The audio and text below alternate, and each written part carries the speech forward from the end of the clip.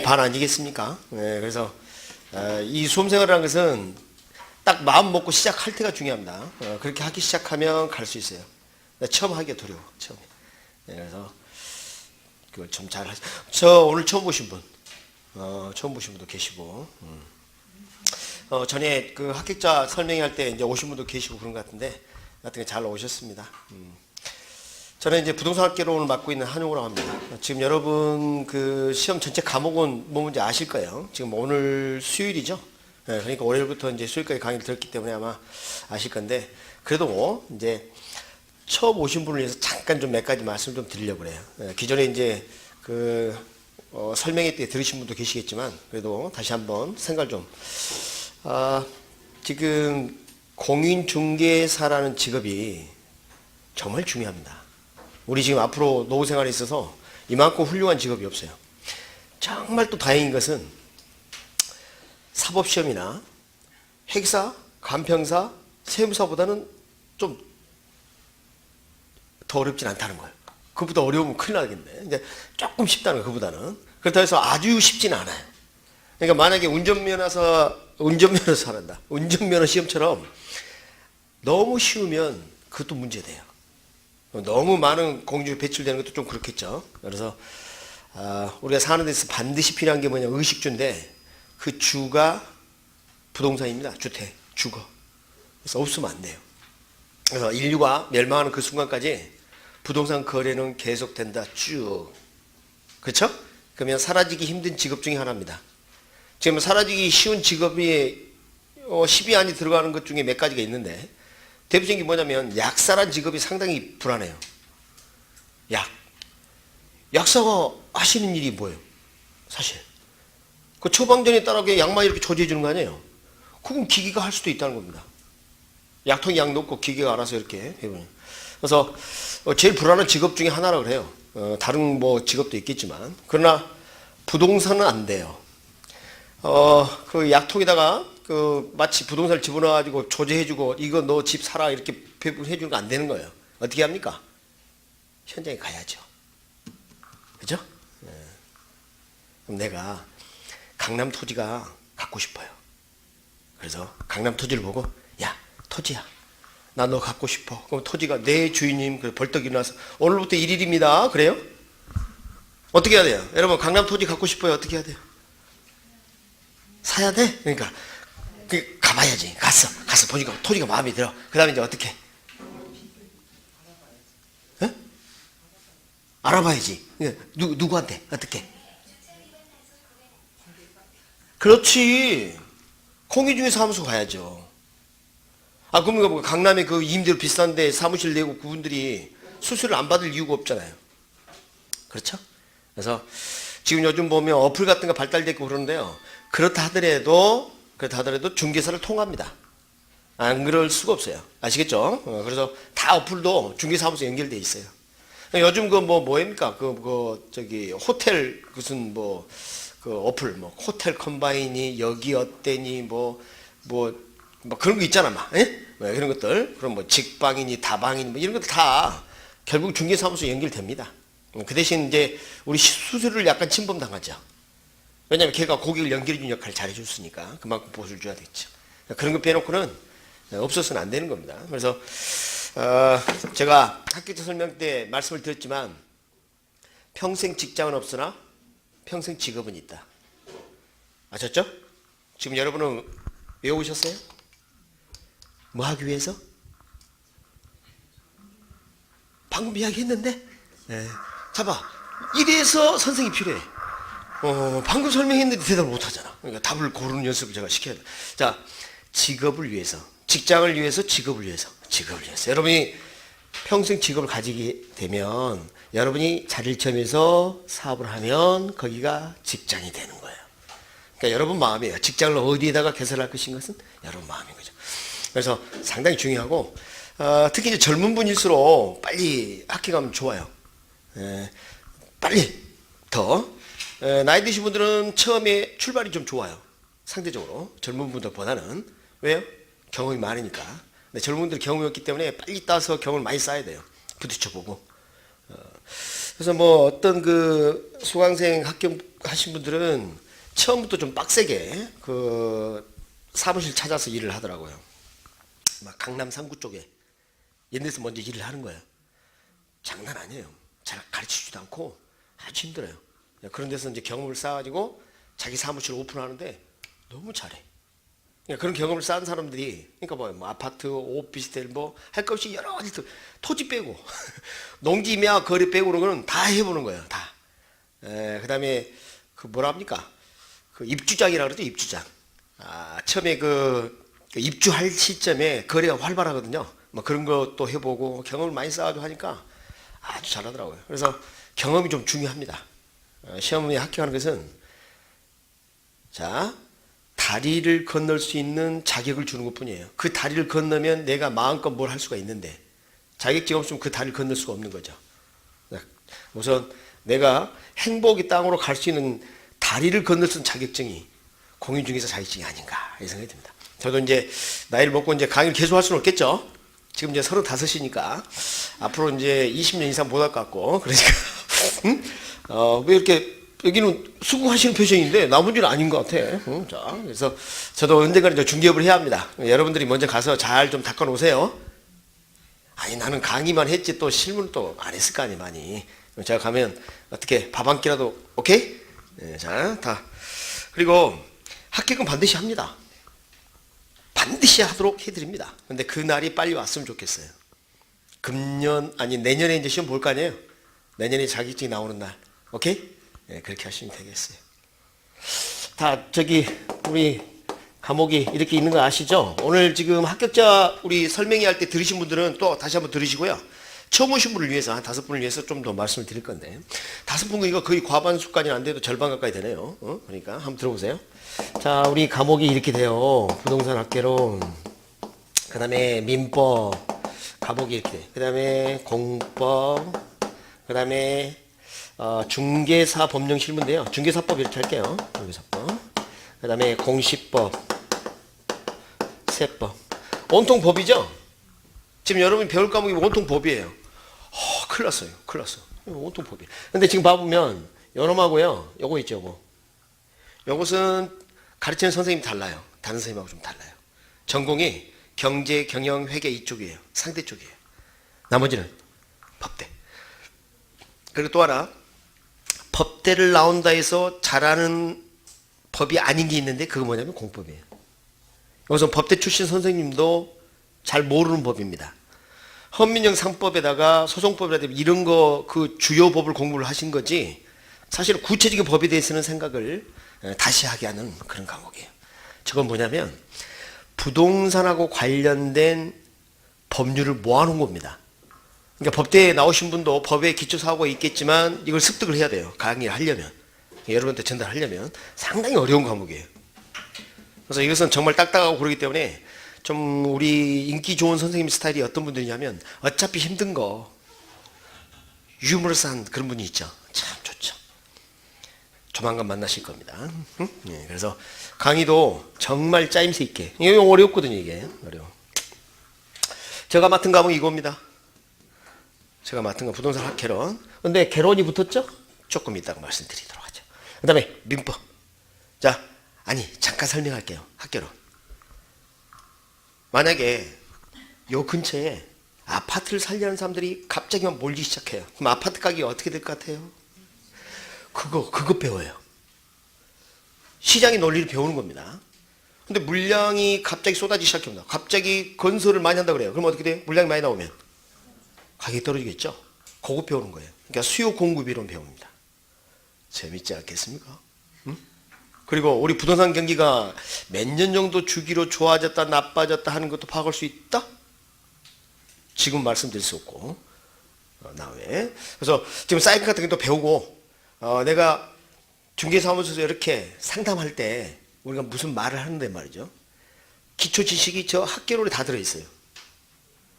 그러니까 저걸 많이 듣고 생각을 해보면요. 상담도 잘해요.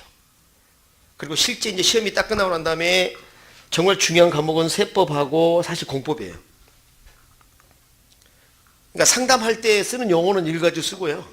정말 중요한 것은 뭐라고요? 세법은 공법이에요. 2차가. 그러니까 2차가 실무와 관련이 있어요. 그래서 부동산학은 경제학 비슷한 거다. 알았죠? 시장에 관련된 경제학 비슷한 거다 이렇게 생각하시면 돼요. 그럼 여기 뭐라 돼 있어요? 민법. 법인데 앞에가 뭐 붙었죠? 민법. 자, 우리 법은 둘로 나눠요. 공법 아니면 사법으로 나눕니다. 공법 그러면 국가와 나라든지 공공기관과 나 이런 거고, 사법은 저와 이렇게 민간인 관계. 근데 제가 이분에게 아파트를 팔기로 했어요. 그리고 이분은 저에게 5억을 주기로 했어요. 너무 싼가? 10억. 자, 아파트 팔기로 했는데 10억 받기로 했어요. 그런데 이분이 자 10억을 안 주는 거야. 그럼 어떻게 해야 돼요? 대금 청구권 달라고 해야죠. 매매대금 청구권. 그런 권리를 명시하고 있어요. 이런 것들이. 그 다음에 소유권 이전 등기 이전 안 해죠. 소유권 이전 등기 청구권. 그런 걸 배우는 게 뭐예요? 민법이에요. 저놈이 돈 빌려갖고 안 갚아. 그런 거 어떻게 해? 이걸. 그래서 여러분은 이제 물권법에 초점을 둘 겁니다. 채권법보다는. 부동산 관련 법을 좀 중점적으로 하는 거예요. 야, 이거 모르면 안 되겠네. 여러분, 민법이 가장 중요합니다. 그래서 이 과목 1차 과목 중에 6대4 정도, 60.40 이렇게 6대4 정도로 공부를 하셔야 돼요. 지가 학계론 가르치니까 학계론을 요구할 것 같은데 절대 그렇지 않습니다. 냉정합니다. 여러분, 시험에 합격하려면 어떻게 해야 된다고요? 1차 과목 중에 민법이 60%, 학계론에 40% 비중을 두고 학습을 하셔야 합니다. 그래서 좀 이따가 저런 커리큘럼 말씀드리면서 또 이야기하겠는데, 여하튼 이렇게 됩니다. 그 다음에 이제 공법 잠깐 설명하도록 하죠. 공사 관계를 했을 때 공법 그러면 국가와 지자체와 여러분 관계를 했죠? 맞습니다. 여기가 주거지역이야, 상업지역이야, 용도지역, 이렇게 하는 거. 여기는 개발을 제한해. 이런 거 뭘로 다룬다고요? 공법. 건물을 지을 때 건폐율, 용적률 이야기하는 거 어디서 배워요? 여기 공법. 건축법이라는 데서 배웁니다. 주택법, 뭐 이런 거. 그러니까 부동산 관련 법이에요. 그래서 상당히 저게 중요합니다. 여러분 실무할 때 저게 정말 중요해요. 그래서 이 다음에 시험이 끝나고 나면 공법책하고 세법책은 버리시면 안 돼요. 사무실 꼽아 놓으세요. 알겠죠? 그리고 헌재파에 가서요. 그 대법전이 있어요. 이렇게 두꺼운 거. 헌재파에 가서 20년 된 책이라도 상관없어. 책꽂이 꽂아놔. 네, 나는 법 전문가다. 이런 느낌이 들게. 네? 거기에 우리가 필요한 것은 민법 조금 하고 몇 가지만 우리가 공부를 했는데도 그래도 법 좀 꼽아놨다. 이렇게. 민법책도 좀 꼽아놓고 말이에요. 왜냐면 사람들이 추상적으로 느끼거든요. 공인중개사 시험을 무엇을 보고 합격하는지. 저분들이 머릿속에 뭐가 들어있는지 잘 몰라요. 그런 거 하나 딱 꼽아놓으면요. 딱 들어오는 순간 어때요? 신뢰감이 팍팍. 안 볼 것 같으면 다 봐요. 야, 뭐라고 이야기하면 법적으로 말입니다. 그러면 움찔하면서 신뢰감이 팍팍. 야, 그거 중요합니다. 우리가 사기치는 거 아니잖아요. 공부했잖아요. 맞죠? 필요합니다. 공법책 중요하고요. 중개사법은 정말 이제 중개사이랑 관련이 있어요. 그래서 여러분 중개사법에 위반하는 행동하게 되면 안 되겠죠? 그런 거 좀 다루고 있습니다. 다루고 있고. 그다음 공시법은요 등기지적법이에요. 등기지적 이게. 여러분 등기부 본 적 있으시죠? 지적도 때 보면 필지 나오고 막 지목 적혀있고 그래요. 요즘 그 네이버나 다움 보면요 지적도 모양으로 이렇게 볼 수 있어요. 번지수하고 지목까지 막 적혀있는 그게 지적도입니다. 지적도. 지적 본지는 어떻게 붙이는가. 그래서 그런 것도 좀 배워야 되고. 그래서 북서기본법 이런 게 있습니다. 북쪽에서부터 그다음에 서쪽에서부터 해서 번호를 매기는 그런 방법이라든가 그런 것도 배우게 돼요. 재밌겠죠? 이거 참 재밌습니다. 그 다음에 압도적으로 여러분 고객을 끌어당기는 데 도움이 되는 게 이겁니다. 제가 이제 여러분 이제 시험 보시게 되면은 부동산에 관련된 세금을 여기서 배우게 되는데 국세 중에서는 종합부동산세하고 양도소득세를 배울 거예요. 그런데 양도소득세를 절세할 수 있는 그 기법을 연구하란 말이에요. 그럼 여러분이 추가로 이제 합격을 하면 뭘 공부해야 되냐면 증여세 상속세를 배우세요. 공부를 좀 해요. 뭐 해라고요? 증여세 상속세. 그러면 양도소득세, 증여세 상속세 이렇게 갈아타면서 경과 규정들이 있어요. 그걸 잘 활용하면 세금을 덜 내고 부동산을 매각하거나 그렇게 할 수 있어요. 아니면 자녀에게 증여할 수도 있고요. 이것은 내가 오픈할 때 써먹어야 되는데. 그러니까 여러분이 이제 앞으로 시험에 합격하면 그런 것도 해야 합니다. 탈세 아니에요. 절세입니다. 절세. 아니 법의 테두리 내에서 세금을 적게 내는 것은 불법이 아니잖아요. 근데 왜? 뭐 잘못했어요? 그런 것을 딱 던져줘라. 양도세 때문에 말이야. 자녀가 어떻게 되시면 이렇게 다 따져가지고요. 오시면 상담해 드리겠습니다. 그러면 득다가 잘 옵니다. 장사진리로 장사. 그렇게 하고 있는 저 졸업생이 있어요. 젊은 분인데 잘하더라고요. 그래서 이 다음에 이제 시험에 합격을 하면 뭐 또 공부를 해라고요? 증여세하고 상속세 공부하십니다. 이거 둘이 비슷해요. 세법상. 그 내용 비슷합니다. 증여 상속은 비슷합니다. 거의 비슷합니다. 그래서 공부 좀 해서 이 다음에 추가로 이렇게 하면 전문가 되겠지. 이제 돈 벌 일만 남았네. 자, 우리 과목 여기 봐요. 이거 40문제, 40문제, 40문제, 40문제. 이거 둘 해서 40문제예요. 그래서 공시법이 좀 더 많습니다.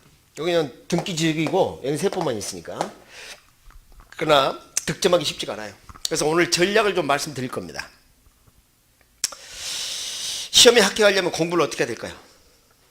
자, 저한테 처음 들으신 분. 여기, 제가 눈 마주쳤어. 모자 예쁩니다. 자, 말씀해봐. 공부를 어떻게 해야 돼? 열심히? 반복해서? 잘해야 돼, 잘. 열심히 해갖고는 안 돼요. 그럼 여러분이 혼자 공부할 때 열심히 할 수는 있겠죠? 근데 잘할 수는 없어요. 그 잘하는 법을 어디서 배우셔야 돼요? 여기서 배워요. 혼자서 안 돼요. 그러니까 20년 가까운 노하우의 그 선생님의 강의를 듣고 그 정리하는 법을 배워야 합니다. 안 그러면 힘들어요. 시간이 오래 걸려. 그러니까 자기가 무료 동영상이라든지 유튜브라든지 를 보면 그 파트만 딱 치면요. 강의 엄청 많아요. 근데 그것은 열심히 하게 하는 도구로 될 수 있어도 잘하는 도구가 안 될 수가 있단 말이에요. 그래서 그런 노하우를 여기 우리 카운터에서 원장님이나 실장님을 통해서 전해 듣고 평소에 관리를 받으셔야 돼요. 클렌징을. 혼자서 하면 안 되고 결석하면 안 되고. 그래서 지금 합격하려면 잘해야 됩니다. 잘. 그럼 자 봅니다. 잘 들어봅니다. 우리 시험은 혹시 아세요? 괄학이 몇 점인지 아세요? 40점입니다. 40점 미만 되면 안 돼요. 그러니까 37.5 그러면 안 돼요. 알겠습니까? 40점 바로. 그러니까 괄학 40점. 자, 제가 이제 이걸 적는 이유가 있어요. 왜 이렇게 중요한지 이루 말할 수가 없어요. 그 다음에 평균 몇 점? 60점. 이렇게 60점. 자, 그럼 이제 제가 이제 예를 들 테니까 잘 봅니다. 상당히 중요합니다. 앞으로 여러분이 이제 수험생활을 어떻게 하는지 여기서 결정이 돼요. 봐요. 부동산개론이 예를 들어서 80점이고요. 이게 40점이에요. 둘을 더하면 얼마예요? 몇이에요? 120이죠? 당황스럽네. 그래서 나누기 2 하면 얼마예요? 60입니다. 60. 그러면 어때요? 평균 60점 맞죠? 40점 미만이 있어요? 없어요? 없어요. 그럼 합격이에요. 맞죠? 그럼 이건 어때요?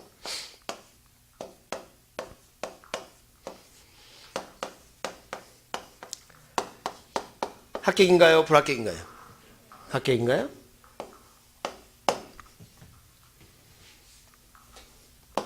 지금 작전을 잘 짜야 합니다.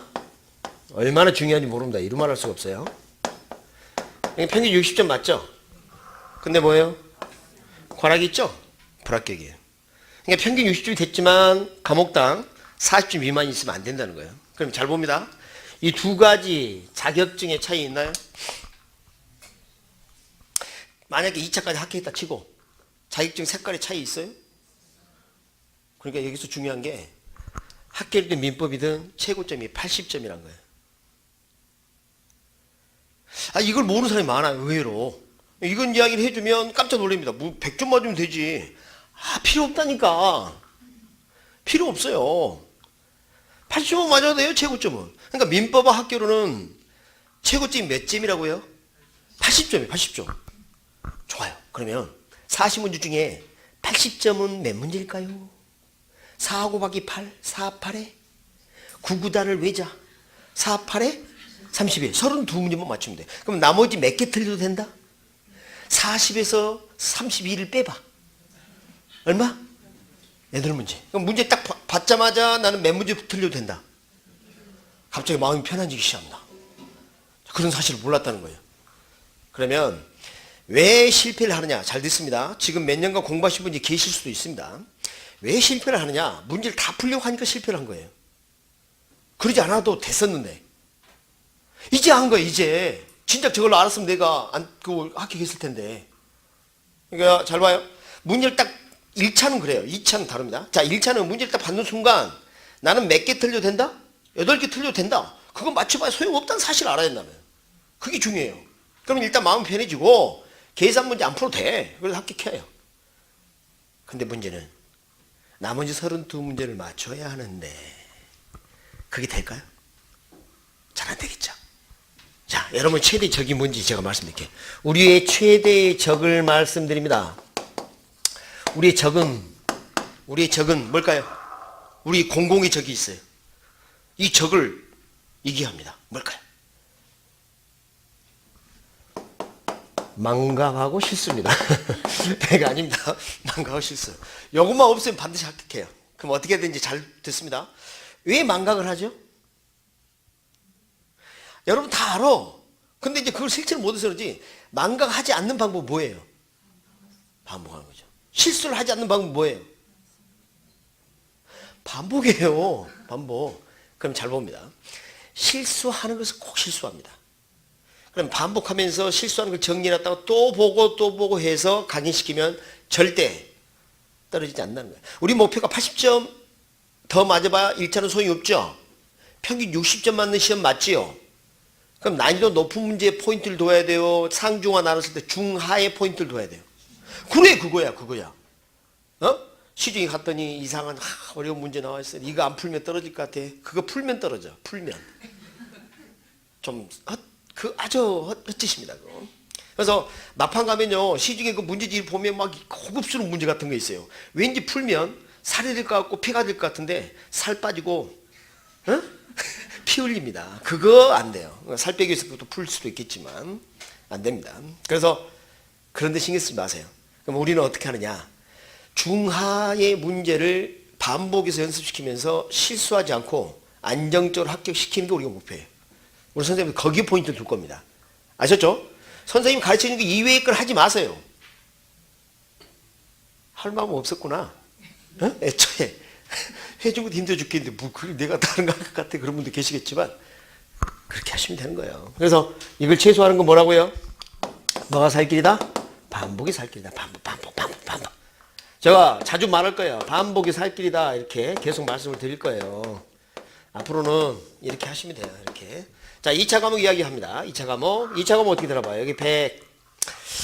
여기 40. 과락 넘겼네요. 이것도 40. 이거 좀 바꿀게요. 여기 100. 여기 40. 이렇게. 그럼 이거 더하면 얼마예요? 180이죠. 183으로 나누면 60. 합격이죠. 합격입니다. 근데 자, 아까하고 어떤 차이가 있습니까?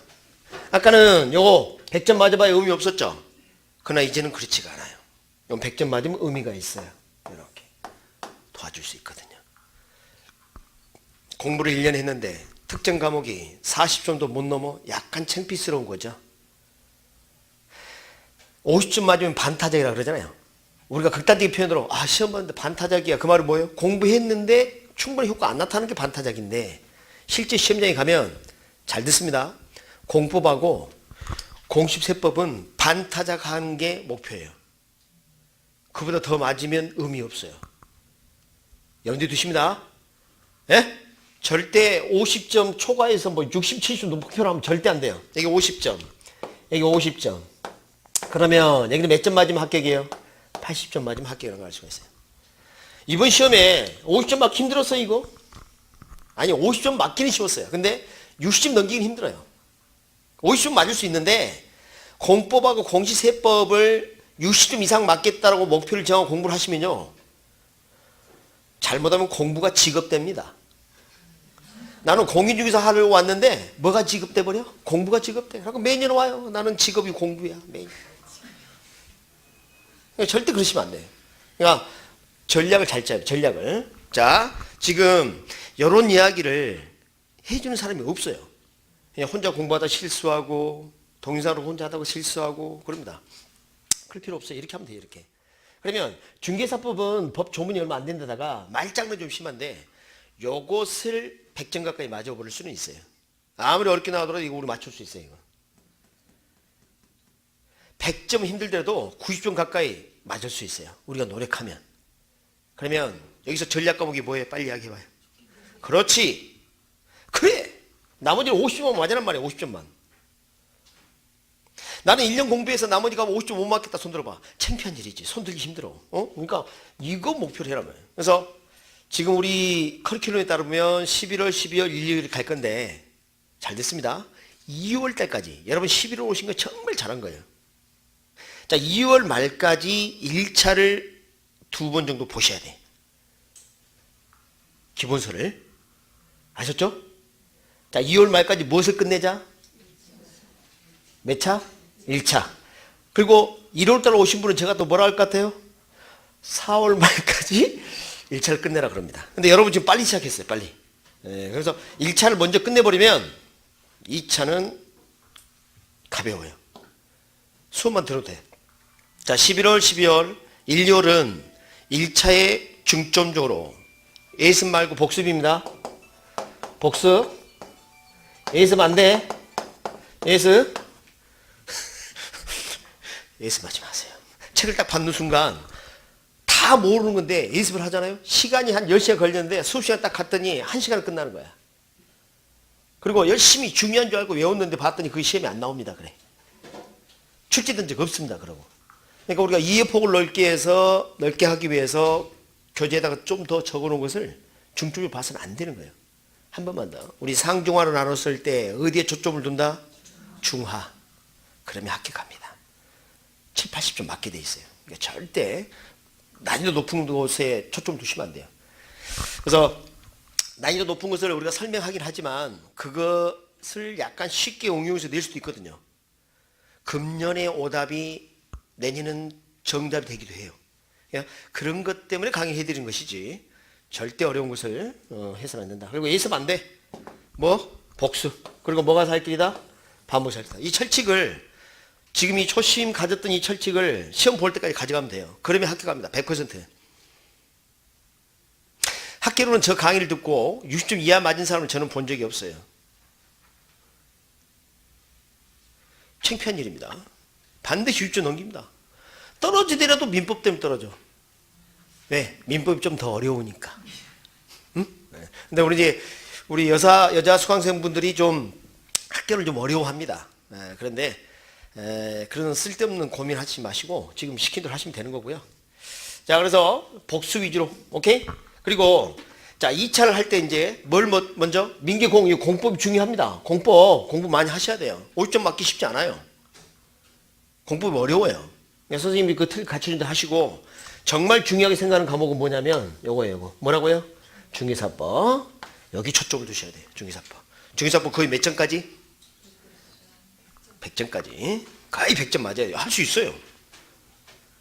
여러분 답답한 게 뭔지 아세요? 시험 직전까지 공법이 정리 안 됐다고 내일 시험 보는데 오늘까지 공법 보고 있어요. 100% 떨어져요. 그런 분들은 거의 100% 떨어져요.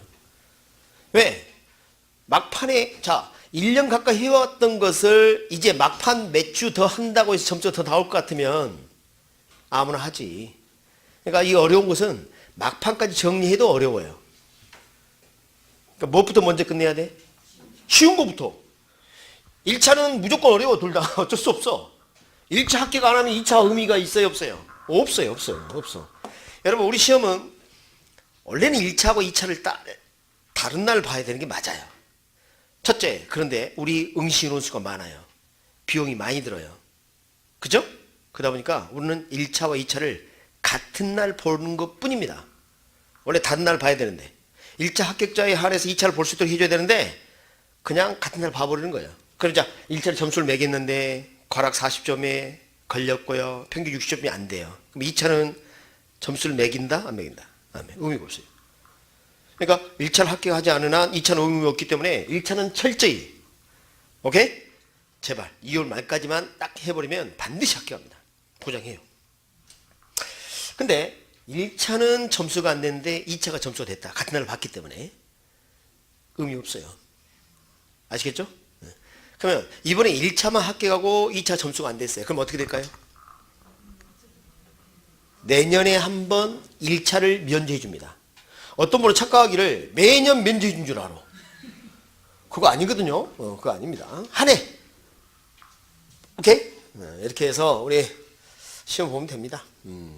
자, 전체 아웃라인 좀 말씀 좀 드렸고, 공부를 한다고 했을 때 너무 어깨 힘주지 마세요. 공부한다고 엄마 이제 공부 시작한다. 아들아 나 공부한다. 그러면서 어깨 힘주고 뭐라 해요? 책상부터 치우기 시작합니다. 집에 가보면 식탁은 요건 내 책상이야 이렇게 하시는 분도 계시고, 그리고 뭘 그렇게 덕지덕지 붙이는지 막 그렇게 하고 막 쓸데없는 거 나중에 보면 다 불필요한 건데 꼭 필요한 거 붙여야 되는데, 그래가지고 폼을 이렇게 잡아요. 근데 10분 지나면 눈이, 항우장사도 이길 수 없는 눈의 눈꺼풀의 무게 견딜 수가 없죠. 그럼 또 차 한잔 하고 해야지. 차 먹는 시간이 공부하는 시간보다 더 길어. 그런 것을 극복하기 위해서는 가장 중요한 게 일단은 결석 안 하시는 게 중요합니다. 학원에 오셔서 공부하세요. 공부는 공부할 수 있는 장소에서 하셔야 돼요. 여러분, 스님들이 사찰에 가면 막 이렇게 불경을 외우시고 그러시잖아요. 그 불경을 외우는 곳이 시장 한 복판이면 집중 안 돼요. 자기도 인간인데. 좀 낭낭한 소리 들리면서 그게 다 그 의미가 있지. 공부하는 것도 장소가 필요해요. 기란 게 있습니다. 기. 그래서 이 학원은 기가 모여 있어요. 학습에 관한 기들이 충만합니다. 일단 선생님 눈빛을 봐. 장난이 아니잖아. 선생님들이 이 기, 그 다음에 선배 수강생들이 가졌던 기, 뭐 있단 말이에요. 저는 독서실 같은 데 가보면 딱 들어가는 순간 어때요?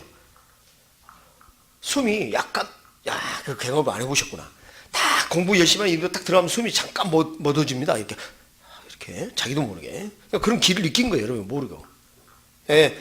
도서관이나 독서실 이용하는 이유가 다 그것 때문이에요. 근데 미리 좀 말씀드릴게. 이런 이야기 하면 지금부터 독서실 막 끊는다고 난리야. 그럴 필요는 없어요. 지금부터 100m 달리기로 달리면 죽습니다. 2달이면 죽어버려 그냥. 1월달에 안 나타나. 지금부터 막 새벽 1시까지 공부해. 1월달에 사라져. 안 나타나. 그러니까 언제 나타나냐? 7월달에 나타나. 이제 해도 되겠죠? 안 돼. 그때는 이미 되셨어. 그러니까 지금은 마라톤처럼 차분하게 따라가시는 거예요. 예? 아시겠죠? 제가 이제 교재를 한번 보도록 할게요. 교재 펴면서 드릴 말씀이 있어요. 자, 교재를 딱 폈는데 이것은 2주짜리입니다. 원래. 근데 저는 그 2주가 아까워서 바로 강의를 진행할 거예요. 왜냐면 여러분한테는 뭐 1시간 소중하니까. 그래서 지금 이 파트를 보면 각 과목마다 한 50페이지 내외로 만들어놨어요. 전체 아웃라인만. 그래서 기본서는 언제 나오냐? 2주 뒤에 나와요. 바로. 원래 이제 그 1월달에 나오는 게 기본 틀인데, 여러분 이제 반복학습의 그 기회를 더 많이 주기 위해서 기본서를 빨리 좀 제작하기로 했어요. 기본서 나오면 바로 기본서로 갈아탈 수 있도록 기본 자료를 제가 이렇게 만들어 드렸어요. 저는 집에서 칼라 프린트로 뺐다. 여러분은 지금 흑백이죠? 자, 부러워하실 필요 없고요. 그래서 원래 저 자료가 다 칼라입니다. 칼라인데. 그래서 이걸 가지고 한 2주 동안 이걸로 진행할 겁니다. 그래서 어떤 것은 그 기본서부터 상세합니다. 중요한 것들은 좀 제가 상세하게 해놨어요. 자, 2페이지 한번 봐봐요. 오늘 나눠드린 2페이지. 2페이지 보시면 뭐 저기 주택이 분류보면 그림 보이시죠? 여기 2페이지에 보이시죠? 봐봐. 기본서 이렇게 안 돼 있거든. 그런 것도 있고 그래요. 재밌겠죠? 이따가 오늘 그거 좀 다룰 거고요. 자, 이제는 좀 어디로 가냐면요. 페이지, 유인물 10페이지 한번 펴봐요. 여기. 마지막, 제일 뒤로 엎어봐요. 엎었어요? 엎으면, 여러분 가진 교재 44페이지 열어봅니다. 44페이지. 그게 마지막이에요. 그러니까 지금 여러분이 10페이지짜리 자료를 받았는데, 그게 전범위가 다 들어가 있는 겁니다. 그 대신, 상세한 설명을 여기서 말로 대신 할 건데 전체 제목만 보고 복습할 때 좀 참고하시라고. 그리고 그림을 보니까 44페이지 그림에 지금 여러분이 받으신 자료는 뭔가 설명이 붙어 있죠. 잘 봐봐요. 아, 해놨다, 해놨다. 어? 아, 해놨어. 네, 그러니까 제가 이제 여기서 잠시 드릴 말씀이 있어요. 필기 안 하셔도 될 만큼 강의가 이루어져야 되게. 그러니까 선생님들 뭐 필기해라 그러면 하시고요. 다 적지 마. 얘네 지난 정권은 그랬다면서요. 적자 생존, 적어야 산다 그랬다는데. 어? 우리는 그럴 필요 없습니다. 제발 부탁한데 우리 좀 뭐랄까 꼼꼼하시고 아름다우신 분들 그런 행동을 많이 하는데 무슨 암기표나 요약집을 예쁘게 만들어요.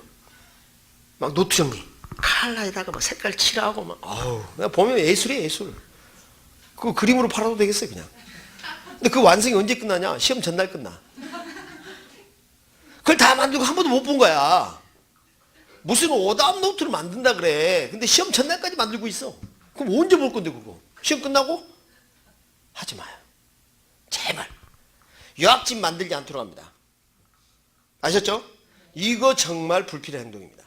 그거 말이죠. 여러분이 몇 달 사이 만든 요약집이 훨씬 더 정교하고 함정을 헤쳐나갈 수 있는 그런 능력이 충분할까요? 아니면 20년 가까이 경력이 쌓인 이런 선생님 만든 요약집이 훨씬 더 훌륭할까요? 그러니까 제발 좀 만들지 좀 마. 나 참나. 또 그것도 복사한다? 복사해 옆에. 복사해가지고 야 옆에 하고 누가 이게 만든 좋지 보자. 그러고 어떤 선생님 자료 좋은데 우리 선생님 자료 아닌 다른 선생님 자료는요. 독이에요, 독. 왜? 우리 선생님이 준 자료도 이해를 못한 사람이 강의 안 듣는 다른 선생님의 강의 자료를 이해할 수 있다고? 미친 거죠. 말이 안 되는 거죠. 절대 그런 짓 하면 안 돼요. 제발 부탁합니다. 사람들 원래 그러거든. 남의 게 더 커 보이거든. 그러니까 절대 그러시면 안 돼요. 그러니까 자료가 다 나갑니다, 이렇게. 그 다음에 요약집도 또 나오고. 그러니까 뭐 만들지 마세요. 그리고 여기서 2주간 쓸 책이니까 여기다 낙서해도 상관없어요. 그리고 강의 받으실 때는 반드시 샤프의 펜. 볼펜 안 돼요? 뭐요? 사랑은 무엇으로 쓰세요? 아직도 지금 연필 쓰고 계세요, 사랑을? 지금은 잉크로 썼겠지. 결혼하셨으면. 그 전까지는 이렇게 지워야 하니까 연필을 쓰셔야 돼요. 그리고 그 기본수를 우리 커리큘럼 따라 자 봐요. 11월, 12월, 1, 2월, 3, 4월, 5, 6월, 7, 8월, 9, 10월. 우리 이제 대개 이제 기본 틀이 2달 코스예요. 2달 코스. 그렇게 보시면 돼요. 그래서 우리 시험이 말쯤에 봅니다. 말쯤에. 토요일날 봅니다. 시험을 일요일날 보신 걸로 아신 분이 간혹 있어요. 지금 바뀐 지 3년 됐어요. 그리고 첫 해에는 그런 사람도 있었습니다. 내일 시험 보러 가니까 오늘 일찍 자야지. 근데 그날이 시험 날이었어. 토요일. 다음 날 하니까 아무도 없는 거야. 뭐 화이팅 프랑카드만 붙어 있고 프랭카드만. 그래서 여태 우리 토요일에 시험 본다는 거 잊지 마시고 이제 요쪽 자 우리 커리큘럼 따라 약간씩 다른데요. 이때부터 이제 문제를 다루기 시작합니다. 근데 우리 기본서를 일단 이 기본 틀 안에서 사용을 계속 할 거예요. 그래서 이 기본서는 작게는 6개월, 많게는 8개월 씁니다. 그러니까 이 기본서에다가 연필을 써버리면 지울 수 있지만 지울 수 있지만 연필 볼펜 써버리면 안 되겠죠. 그래서 나중에 진짜 중요한 것을 하려고 보면 떡칠이 돼가지고 뭐가 중요한지 몰라. 줄을 다 그으면 다 안 그으하고 똑같아져. 맞잖아요. 그러니까 좀 그런 이야기를 좀 세게 드려야 되는데 시킨 대로 안 합니다. 지금부터 나는 이게 중요해. 빨간 거 딱 그랬어. 안 돼요. 그렇게 하지 말고. 그래서 기본서는 한 번 쓰고 버린 게 아니기 때문에 처음에는 연필로 작업했다가 이쪽으로 가게 되면 뭐가 중요한지 알게 되겠죠. 그렇게 하시고 대개 이제 5, 6월 이때쯤 되면 요약집이 나와요. 요약집으로 강의가 진행이 돼요. 그러니까 지금까지 여러분이 교재에다가 간단하게 필기했던 거라든지 별표했던 그런 거 있죠. 그런 게 이제 요약집에 압축이 됩니다. 선생님들이 노하우들 다 모여 있어요. 이때 요약집으로 강의를 한번 딱 해드리면 여러분 확 이제 바뀌어요. 저기에다가 이제 뭐 하는 거야 이제. 이제는 뭐가 중요한지 그렇죠? 색깔 뭘 칠해야 될지 다 알게 되는 거죠. 그럼 여기에다가 문제 우리 전국 모의고사라든지 모의고사식 문제 풀이라든지 그 다음에 문제 특강 같은 것도 있고 막 그래요. 문제 강의 뭐 이런 것들이 있게 되면 여기에서 틀린 거 있죠. 틀린 것을 여기다 옮겨 하는 거예요. 오답 노트를 따로 만드는 게 아니라 여기다 하세요. 여기다가 아셨죠? 여기다 하면 돼요. 여기다가. 근데 이상하게 틀린 게 또 틀리고 그래요. 틀리게 틀려.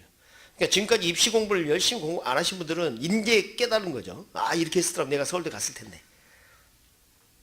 서울대는 뭐 문제야? 하버드도 가지, 다 가지. 갈 수 있어요. 그런데 우리가 그렇게 안 해왔다는 거죠. 지금이라도 해야 돼요. 알겠죠? 그리고 집안에 그 부모님들이 책을 보고 공부를 하잖아요. 애들 보고 공부해라 그런 말 안 해도 공부해요. 애들한테만 공부하라 그러지 말고 여러분이 공부를 해봐라고. 그럼 애들이 어떻게 하나 행동이. 엄마가 날마다 책 보면서 뭐 적고 막 연습하고 그래. 그러면 애들이 그 모습 보면 어때요? 야, 텔레비 보지 말고 그러지 말고 텔레비 꺼놓고 내가 공부하면 애들이 TV 켜겠어요 거기서? 그러니까 그것은 교육상으로도 좋아요. 그리고 그 아이를 가질 때 공부를 하시면요 애가 정말 머리가 좋아지더라고요. 우리 둘째가 머리가 좋아요. 지 자식이니까 그러지 말고. 우리 첫째는 별론데 둘째가 아이를 가졌을 때 엄마가 공부를 했어요. 뭐 책을 많이 보다 보니까 애가 다르더라고요. 그걸 느꼈어요. 이래서 뭐랍니까? 태교가 필요하구나. 그거 느꼈어요. 그거. 그래서 지금 여기 요약집으로 정리하시고 이제 문제풀이 과정이 들어가게 됩니다. 마지막에 C꼭태라는 걸 우리가 이제 하게 됩니다. C꼭태하고 동형 모의고사 이런 걸 하게 되는데 모의고사 동형이라는 것은 동일한 형태의 그런 뜻이에요.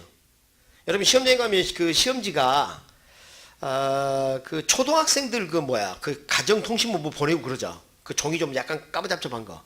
그걸 갱지라 그러죠. 갱지. 다시 갱지할 겁니다 아마. 그러니까 재활용 종이에요. 좀 시커매.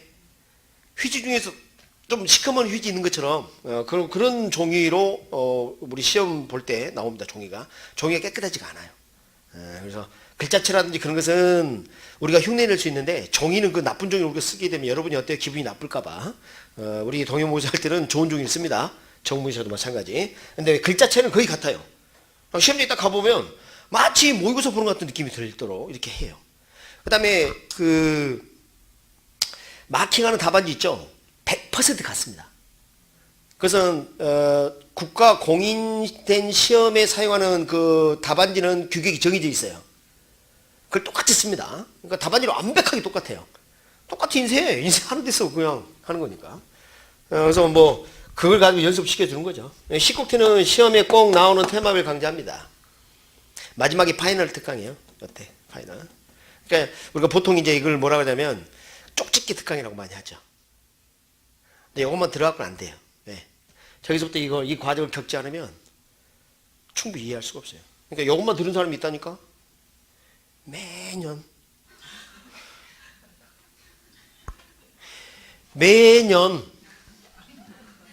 인제서 웃는 사람이 있어. 아니 한 번만 듣고 끝나야 되는데 매년 오는 이유는 뭐예요?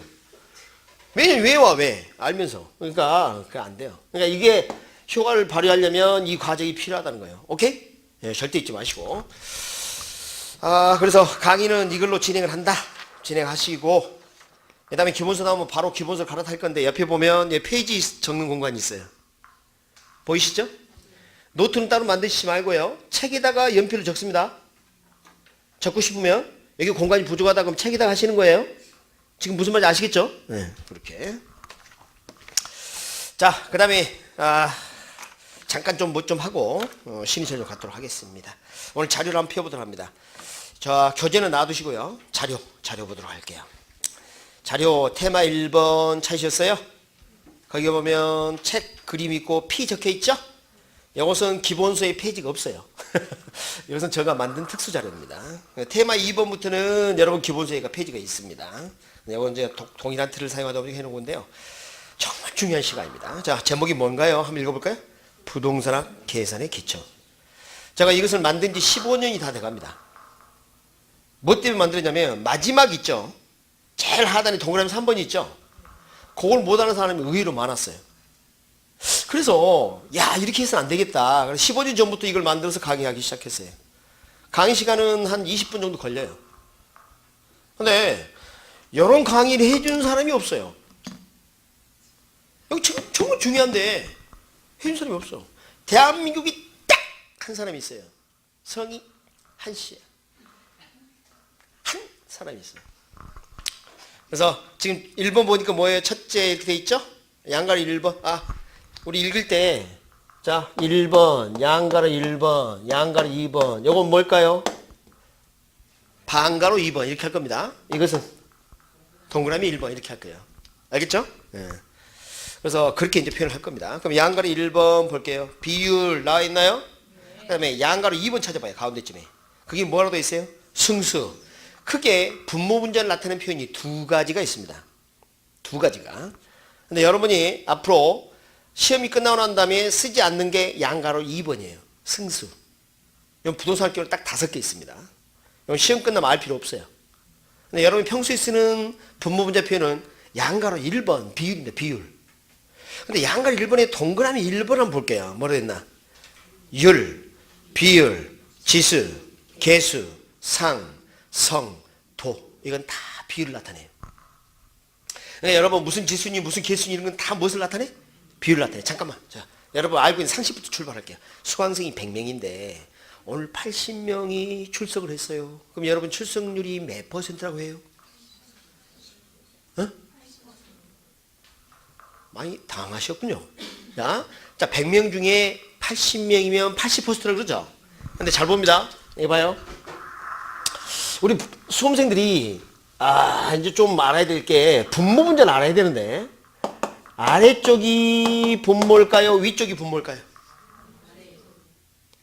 자, 아래쪽이 분모입니다. 위쪽이 분자고요. 알겠죠? 자, 이거 아무것도 아닌 것 같지만 정말 중요합니다. 자, 이렇게 합니다. 땅이 어머니예요. 알겠어요? 하늘이 아버지고 그렇게 생각하면 돼. 그러니까 아래쪽이 뭐예요? 거기 씨를 뿌리면 지금 이해하셨죠? 씨를 뿌리면 곡식 자라죠? 그런 것처럼 여기가 어머니 역할을 하는 게 아래쪽이. 그렇게 생각하세요. 분모 분자 모자 이거 아니고 모자야 이렇게. 별거 아니지만 자 먼저 이렇게 했고요. 진짜 기초다. 그러면 우리 출석률 아까 뭐라고 하세요? 80%라고 그랬죠? 전체 수강생이 100명인데 80명이 수강생이야. 저 출석을 했어요. 출석률 80% 이렇게 한단 말이죠. 그럼 이 분자가 출석자예요? 결석자예요? 출석자. 그러니까 출석률이라는 표현을 쓴 거예요. 출석률. 출석률 이렇게. 출석이란 단어가 위쪽에 적힌다고 알 수가 있어요. 자, 여러분이 알고 있는 모든 분모 분자 표현은 제목을 어떤 걸 사용한다? 위쪽 분자값을 사용합니다. 아셨죠? 그럼 학개론에 무슨 비율이 나온다? 그럼 뭐예요? 무엇을 제목으로 삼는다? 분자값을 제목으로 삼는다. 그걸 알아야 돼. 자, 그걸 모르면 시험을 못 본다. 아무것도 아니지만. 자, 봅시다. 그 예를 한번 들어보죠. 자, 비율은 분자값을 제목으로 삼는 경우인데 대부분 분모 분자 표현은 여기에 해당한다. 이렇게 돼 있고요.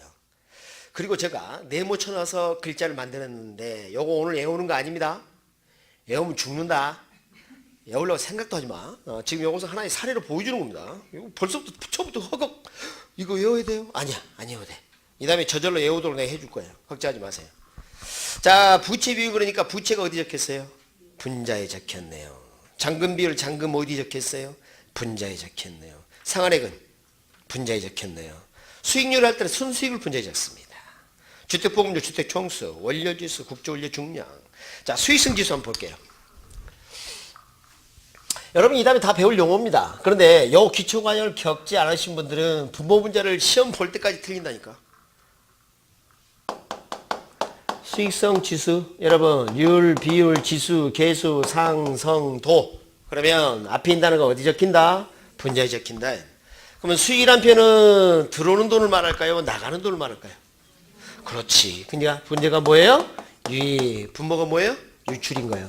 그러니까 분모, 분자 이걸 몰라. 이걸. 그래서 맨날 틀리는 거예요. 이거. 그럼 잡아요. 그럼 요거. 자, 여기 현금 유입의 현재가치. 현가. 여기 현금 유출의 현가 이렇게 있는데 요거 어떻게 읽어요? 읽어봐요.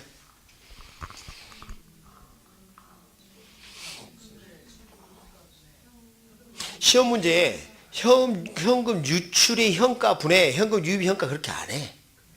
그런 표현 안 씁니다. 이런 표현을 써요. 첫째, 현금 유입의 현가를 여기 봐요. 현금 유입의 현가를 현금 유출의 현가로 나눈 값이다. 이건 들어본 순간 알 수 있죠? 근데 이런 표현도 써요. 현금 유출의 현가에 대한 현금 유입의 현가가 차지하는 비율 이렇게 표현도 해요. 그 표현이 잘 틀려. 시험은 거기에 나와. 2번 나왔어요. 뭐뭐에 대한. 분모 분자를 표현하는 방법을 알아야 답을 고를 수 있는 게 2번 나왔다니까. 탄력성에. 그러니까 공부를 해도 틀리는 게 이런 거예요. 그러니까 너무 황당한 거죠. 그래서 그 밑에다 제가 정리를 해놨단 말이죠. 자, 보면 동그라미 2번 찾으셨어요? B분의 A라고 돼 있죠. 그럼 이거 어떻게 표현할 거냐 말이에요. 그 밑에 뭐라도 뭐뭐에 대한 기준을 의미하는 분모 또는 뭐라도 있어요. 가로 원인이 되며 뭐뭐가 의는 제목을 삼는 뭐가 된다? 분자 결과가 된다. 자, 뭐뭐에 대해가 분모로 가요. 아래로. 근데 뭐뭐의 대해를 앞에 내세울 수도 있고 가운데에 끼워 넣을 수도 있고 그래요. 볼까요? 밑에 B에 대해 A가 차지하는 비율 또는 B에 대한 이렇게 할 수도 있고 A가 B에 대해 이렇게 바꿔 쓸 수도 있어요. 그래도 뭐뭐에 대해 그럼 항상 그거 어디로 가요? 분모로 갑니다. 분모로. 아시겠어요? 뭐뭐에 대해. 그러니까 분모가 아래 맞죠? 여러분 제가 이제 2가지 예를 들겠습니다. 여러분 못을 박아. 그럼 어떻게 해? 아니 좋아. 여러분 팔뚝맞기 했어. 내가 이겼어. 그럼 여러분 어떻게 해? 뭐라 이야기해? 대! 팔뚝 대 그러잖아요. 그럼 팔뚝을 바닥에 깔아야지. 팔뚝 이렇게 때려?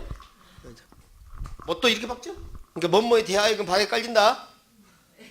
대고 때린다? 아 나도 힘들어. 어디 가면 이렇게 하냐고. 시험이 나오는데. 자 뭐뭐에 대하여 뭐 어디로 가? 분모로. 이렇게. 오케이? 네. 그리고 여러분 봐. 원인도 된다? 네가 나에게 짜증을 낸 것에 대해 내가 화를 냈다. 그럼 뭐예요? 뭐뭐에 대해가 원인이죠? 그때도 써먹어요.